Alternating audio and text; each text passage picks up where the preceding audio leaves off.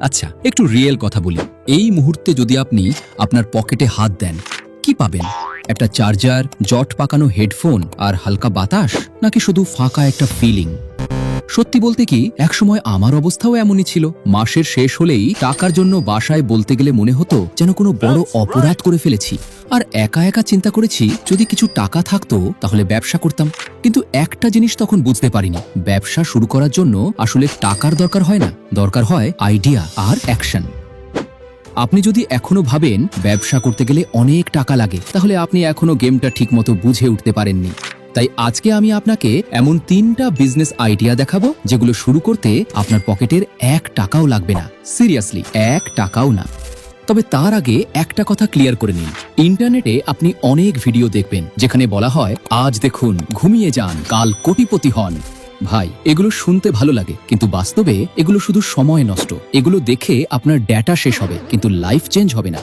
আজকে আমি আপনাকে যে ব্যবসার আইডিয়াগুলো বলবো সেগুলো একদম বাস্তব, যেগুলো আপনি চাইলে আজ থেকেই শুরু করতে পারবেন। প্রথমেই মাথায় ভালোভাবে একটা কথা ঢুকিয়ে নিন, ব্যবসা মানে কোনো বড় অফিস, এসি রুম বা স্যুটটাই না। ব্যবসা মানে হলো কারো একটা সমস্যা খুঁজে বের করা আর সেটার সলিউশন দিয়ে টাকা ইনকাম করা। চলুন এবার সরাসরি প্রথম আইডিয়ায় যাই, স্মার্ট সার্ভিস বিজনেস। ধরুন একটা ছেলে, তার নাম মতিন। মতিনের কাছে টাকা নেই, কিন্তু তার কাছে একটা স্মার্টফোন আছে। একদিন সে দেখে তার এলাকার একটা বিরিয়ানির দোকান, খাবার দারুণ, কিন্তু দোকান ফাঁকা পড়ে থাকে, কারণ দোকানটার অনলাইনে কোনো উপস্থিতি নেই। অনলাইনে উপস্থিতি নাই মানে বুঝতে পারছেন তো? এই তো কিছুদিন আগের আমাদের ভাইরাল হোটেলের মালিক মিজান ভাইয়ের কথা মনে আছে? তিনি অনলাইনে ভাইরাল হওয়ার সাথে সাথেই সারা দেশের মানুষ হুমড়ি খেয়ে পড়েছে তার সেই ভাঙা ভাতের হোটেল। সেটাই বোঝাচ্ছি আর কি। তো মতিন কি করলো? সে সরাসরি দোকানের মালিকের কাছে গেল। দেখলো মালিক বসে বসে একদম বোর হয়ে আছে। মতিন বলল, চাচা, আপনার খাবার তো দারুণ, কিন্তু মানুষ জানে না। আমাকে সুযোগ দিন, আমি অনলাইনে আপনার দোকানটা প্রচার করি। মালিক ভাবলো, টাকা তো লাগছে না, দেখি কি হয়। এরপর মতিন তার ফোন দিয়ে সুন্দর করে খাবারের ছবি তুললো, একটা আকর্ষণীয় ক্যাপশন লিখলো আর ফেসবুক গ্রুপে পোস্ট করলো। কয়েকদিনের মধ্যে কাস্টমার বাড়তে শুরু করলো। মানুষ এখন হুমড়ি খেয়ে পড়েছে চাচার দোকানে। তো চাচার ব্যবসা যখন চাঙা, তখন চাচা নিজেই মতিনকে ডেকে ফুল প্লেট কাচ্চি খাওয়ালো আর বেশ কিছু টাকাও অফার করলো, মানে স্যালারি বা কমিশন যেটাই হোক। এখন একটু নিজের দিকে তাকান। আপনি কি প্রতিদিন ফেসবুক বা ইনস্টাগ্রামে স্ক্রল করেন? নিশ্চয়ই করেন। কখনো ভেবেছেন এই একই স্ক্রলিং স্কিল ব্যবহার করে আপনিও টাকা ইনকাম করতে পারেন? আপনার আশেপাশে অসংখ্য ছোট ব্যবসা আছে যারা ভালো প্রোডাক্ট দেয়, কিন্তু অনলাইনের কিছুই জানে না। আপনি তাদের জন্য সোশ্যাল মিডিয়া ম্যানেজার হতে পারেন। বিশ্বাস করুন, তারা আপনার মতো অনলাইন ভালো বুঝে না, আর এটাই আপনার সুযোগ। এবার আসি দ্বিতীয় আইডিয়া, স্মার্ট রিসেলিং। ধরুন আপনার এক বন্ধু আছে, সবুজ। তার একটা কাপড়ের দোকান আছে। দোকানে ভালো ভালো পাঞ্জাবি, শার্ট, টি শার্ট সবই আছে, কিন্তু কাস্টমার খুব একটা আসে না। দোকানটা দিনের বেশিরভাগ সময় ফাঁকা পড়ে থাকে। এখন আপনি একদিন সবুজকে বললেন, দোস্ত, তোর প্রোডাক্টগুলোর কিছু ভালো ছবি দে তো, আমি একটা কাজ করে দেখি। আপনি ছবিগুলো নিয়ে নিজের ফেসবুক, হোয়াটসঅ্যাপ, এমনকি মেসেঞ্জার গ্রুপেও পোস্ট দিলেন। একটু সুন্দর করে ক্যাপশন লিখলেন, এই পাঞ্জাবিটা একদম প্রিমিয়াম কোয়ালিটি, ঈদের জন্য পারফেক্ট, এই টাইপ কিছু।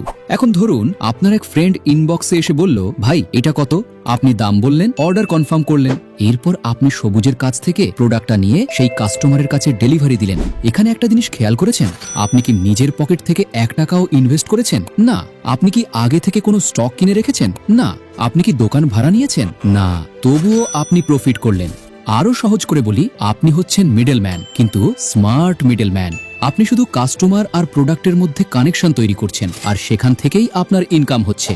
আরেকটা ছোট উদাহরণ দিই। ধরুন আপনার এলাকায় একটা বেকারি আছে যারা দারুণ কেক বানায়, কিন্তু অনলাইনে একদমই অ্যাক্টিভ না। আপনি তাদের কেকের ছবি তুলে অনলাইনে পোস্ট করলেন, অর্ডার নিলেন, আর প্রতি অর্ডারে 1টা করে কমিশন রাখলেন। একই জিনিস, শুধু প্রোডাক্ট বদলেছে। এই মডেলটাই হচ্ছে রিসেলিং।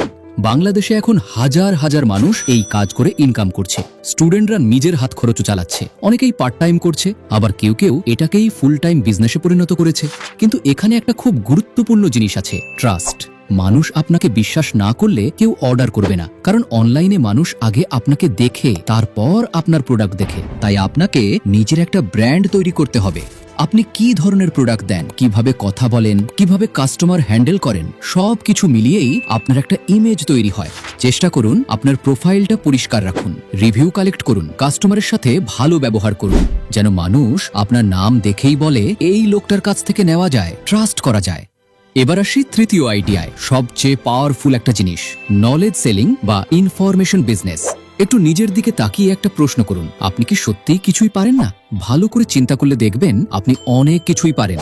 হয়তো আপনি ভালো আঁকতে পারেন, হয়তো রান্নায় এক্সপার্ট, হয়তো মোবাইল দিয়ে সুন্দর ভিডিও এডিট করতে পারেন, বা হয়তো আপনি স্টুডেন্টদের সহজ করে কোনো সাবজেক্ট বুঝাতে পারেন। এই সবই কিন্তু স্কিল।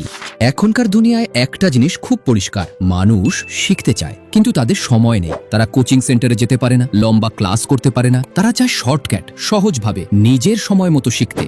আর এখানেই আপনার সুযোগ।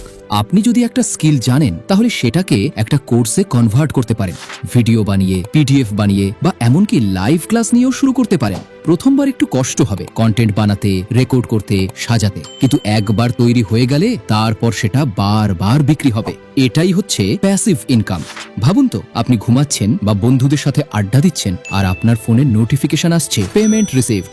একবার না, বারবার। শুনতে একটু অবাস্তব লাগতে পারে, কিন্তু বাস্তবে হাজার হাজার মানুষ এই কাজটাই করছে। এখন যদি আপনার মাথায় আসে, ভাই আমি তো কিছুই পারি না, তাহলে একটু অন্যভাবে চিন্তা করুন। আপনার আশেপাশে তাকান, এমন অনেক মানুষ আছেন যারা আপনার থেকেও কম জানেন কিন্তু কিছু একটা করতে চান। ধরুন, পাশের বাসার আন্টি অনলাইনে শাড়ি বিক্রি করতে চান, কিন্তু জানেন না কিভাবে পেজ খুলতে হয়, কিভাবে পোস্ট দিতে হয়, কিভাবে কাস্টমারের সাথে কথা বলতে হয়।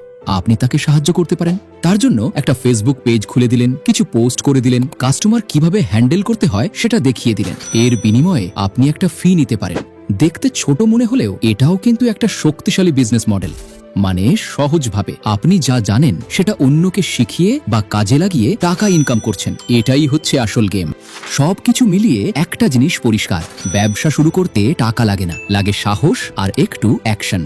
আমরা বেশিরভাগ সময় একটা ভুল করি, আমরা ভাবতেই থাকি কিন্তু শুরু করি না। মনে রাখবেন, টাকা পকেটে আসার আগে মাথায় আসে। আপনি যদি বড় করে চিন্তা না করেন, বড় কিছু পাবেনও না। ধনীরা আলাদা কিছু করে না, তারা শুধু আলাদাভাবে চিন্তা করে।